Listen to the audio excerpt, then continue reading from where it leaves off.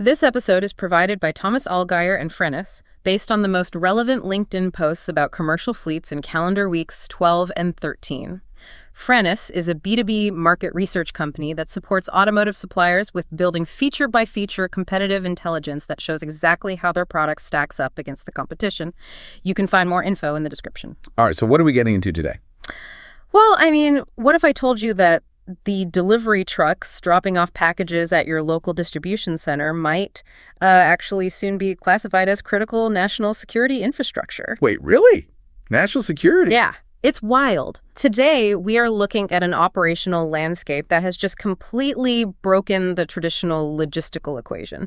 We're doing a deep dive into the top commercial fleet trends that have been circulating across LinkedIn over the past 2 weeks. Which is exactly the mission for today's deep dive. We are, kind of cutting through all that daily noise to focus on 3 massive structural shifts that are actively redefining the industry you work in. So we'll be looking at the intense cost pressure that is rapidly accelerating electrification, then the harsh reality of fleet digitization and data-driven operations, and finally, how safety has evolved from a basic compliance checkbox into a strategic performance lever. Yeah, let's just jump straight into that first theme, actually, cost pressure and electrification acceleration.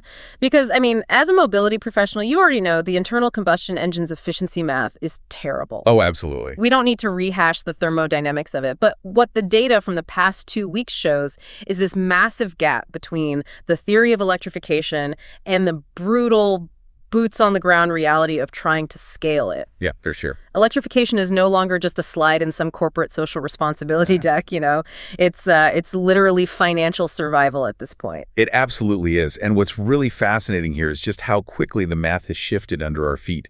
Look at a recent post from Wilhelm Hedberg. He pointed out that oil just hit $119 a barrel. Wow, $119. Right. If you run a fleet and you are still waiting for the so-called perfect time to electrify, that price spike completely alters your financial calculus. Yeah, logistics runs on incredibly thin margins anyway. Exactly. You cannot build a predictable 5-year business model when your primary operating expense just fluctuates wildly based on, global commodity markets. But wait, is it really just about hedging fuel costs? Because we hear so much about emissions mandates and municipal green zones and all that. Aren't logistics companies primarily moving to EVs to comply with those upcoming regulations? Compliance is a factor, of course. But Sandeep Mukherjee made a really brilliant observation that just cuts right through that whole narrative. Yeah. He noted that last-mile logistics companies aren't adopting EV fleets because they certainly had this, revelation about climate change. Right. They are doing it specifically to hedge against fuel volatility. Right. They need to protect their margins. It is just a ruthless financial defense mechanism. That makes perfect sense. It really does. And the raw mechanics completely back up that financial defense. Friends Tolling, you brought this up, and again, the numbers are just stark. Electric vehicles are 87 to 91% energy efficient. Which is huge. Yeah. You are actually using the energy you pay for to move the goods, whereas with gas, 75% is just lost as heat. But, you really can't talk about this cost pressure without looking at the geographic divide because the global market is reacting at wildly different speeds right now. Oh, the disparity is staggering. It really is. There's a real panic setting across Europe. Jakub Projaski shared a stat that puts this into perspective. Europe's zero-emission adoption rate for heavy vehicles is sitting at a mere 4%. Just 4%? Yeah, but China, they're already at 29% for heavy-duty electric trucks. That's incredible. It is. That kind of margin pressure forces legacy players into very uncomfortable corners. Which leads perfectly to the example Slav B highlighted recently. Ford is essentially taking a low-cost Chinese JMC van, rebadging it, and selling it in Europe as the Transit City. Wow. Yeah. Slav noted this is a massive gamble. Just think about what is happening mechanically there. You have a legacy OEM with a century-old reputation built on durability, and they're just pasting their badge on a low-cost import. Just to survive. Exactly. Just to meet EV price pressures and survive the current market economics. I have to stop you there, though. If the Chinese OEMs and these rebadged vehicles are driving the upfront purchase price down, doesn't that sort of solve the problem? You buy the cheaper electric truck, your total cost of ownership drops, and boom, problem solved. Well, if only it were that simple, right? Right. Buying the vehicle is arguably the easiest part of this entire transition. Buying an electric fleet without planning your grid infrastructure is exactly like buying a fleet of brand new smartphones with absolutely no way to charge them. Ah, right. And this is where the timeline completely breaks down for fleet operators. So what are the actual hurdles causing these delays? I mean, why can't a fleet just call their utility company and say, hey, get the power turned on? Natasha Fry shared some really harsh truths about these timelines. Fleet organizations consistently underestimate the physical and bureaucratic friction involved here. Establishing a low-voltage grid connection can take around 6 months. 6 months just for low voltage? Yes. But if you need a high-voltage connection for a larger depot, you are looking at 12 months or even longer. You have to secure planning permissions, procure substations, negotiate legal easements, and actually get out there and trench the cables. That is a total logistical nightmare. It really is. Ivan Lendowski echoed this perfectly. He observed that when you move from a cute pilot program of 3 or 4 trucks to actually scaling 50-plus vehicles in a depot, the hardware stops being the issue. Right. You quickly realize that energy is the real bottleneck. It becomes this incredibly complex puzzle of load control and grid limits. So what does this actually mean for you as you try to navigate this? I mean, how do you bypass a 12-month utility delay? Well, capital is finally starting to flow to address this exact bottleneck. Sam Clark and David Beaton broke down the UK's newly announced £1 billion rollout funding. Yeah, that's a massive package. It is, and what's really critical in that package is the £170 million depot charging scheme.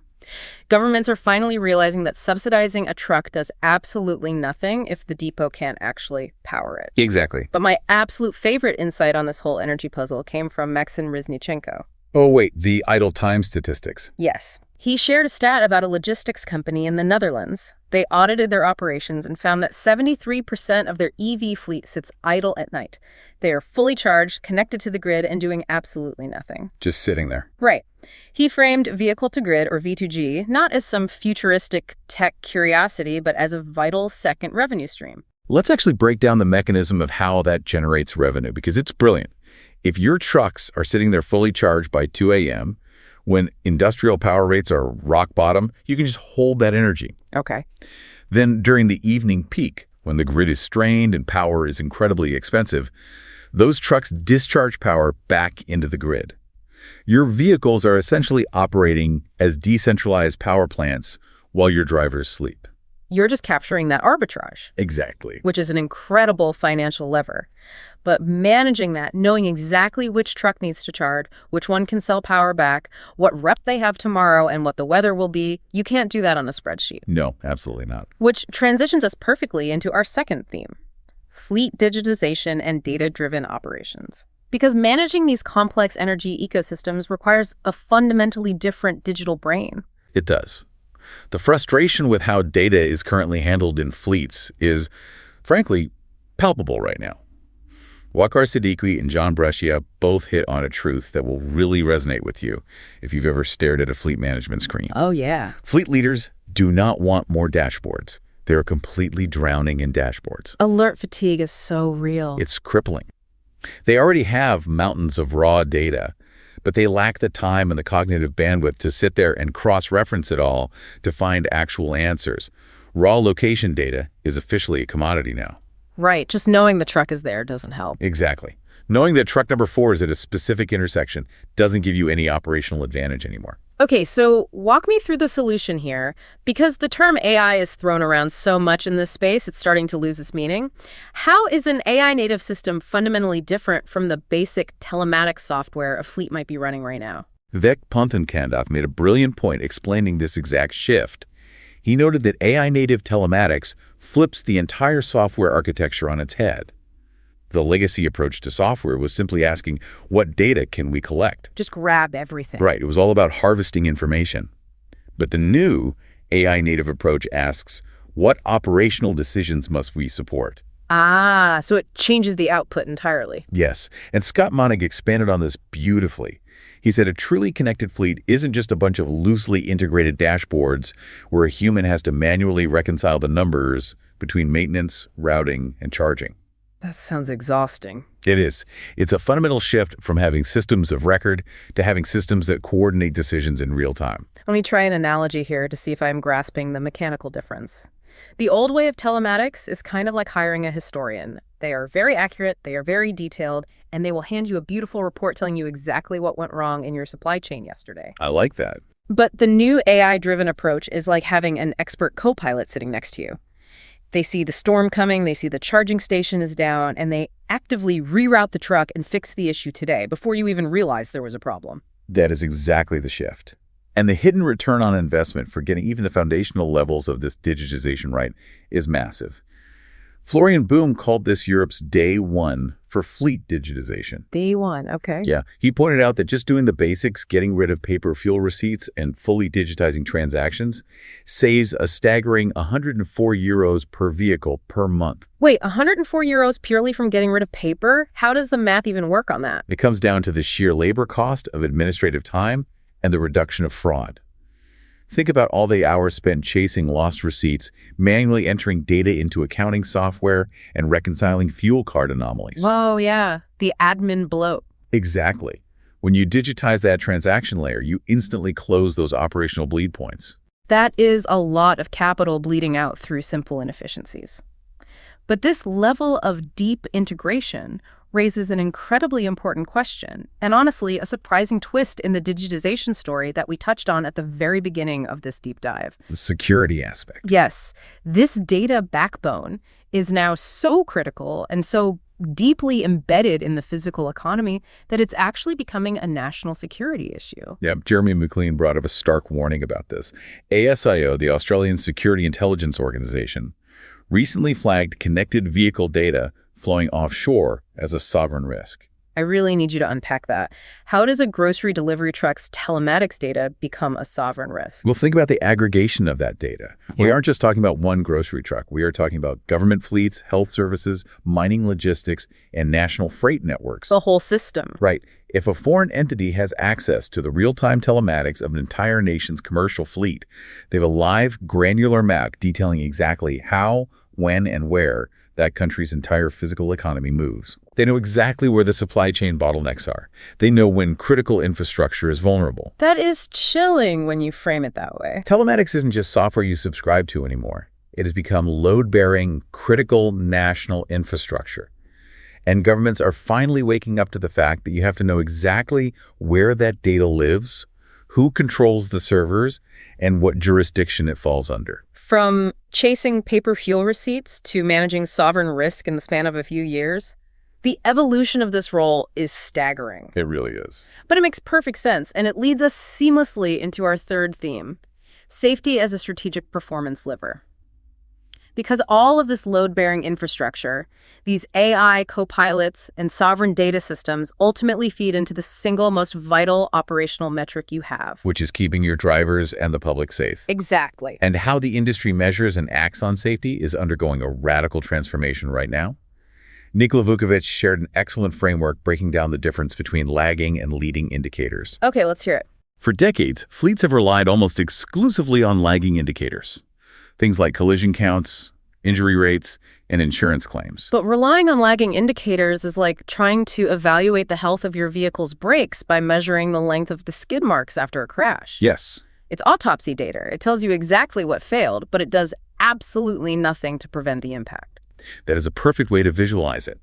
So fleets are now realizing they must balance those lagging metrics with leading indicators. Proactive stuff. Exactly. These are proactive data points. Telematics risk scores, near-miss reporting, accelerometer data showing harsh braking events weeks before an actual collision occurs. These indicators allow you to predict and intervene. But, and I have to play devil's advocate here, just having the technology, just having the sensors that capture those leading indicators doesn't automatically mean you have a safer fleet. Fair point. Mark Jatzak shared a stat that proves this exact point. 46% of fleets now have cameras installed, but a massive chunk of them fail to see any return on investment. And that goes right back to the alert fatigue we talked about earlier. Exactly. The systems generate thousands of alerts. A dispatcher might get 500 pings a day about following distance or harsh cornering.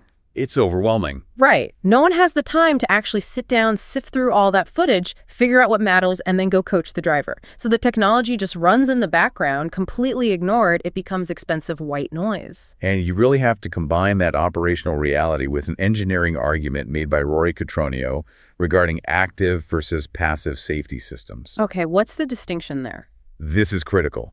A passive system is something like a backup alarm. Yeah. It just beeps loudly while an accident is actively happening. Right. It tells the driver they're making a mistake, but it entirely relies on human reaction time to stop the vehicle. Which is often too late. Right.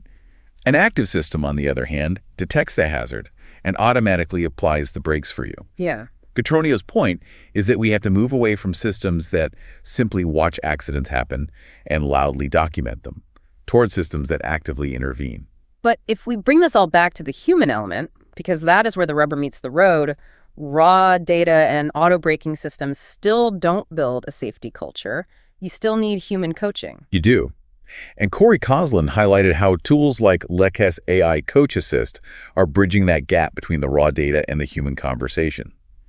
This is where the AI actually solves the alert fatigue problem. How so? Instead of a manager getting 500 alerts, the AI summarizes a driver's behavior over time and flags only the 2 or 3 most critical coachable moments. That is huge, especially considering the makeup of most fleet management teams. I mean, a lot of fleet managers are former drivers themselves. Yeah. They know the routes, they know the equipment, but they might not have formal training in behavioral psychology or HR management. Sitting down for a performance review can be really difficult. Precisely. The AI gives them a highly targeted, objective summary so they know exactly how to guide the conversation constructively. It removes the guesswork and the friction.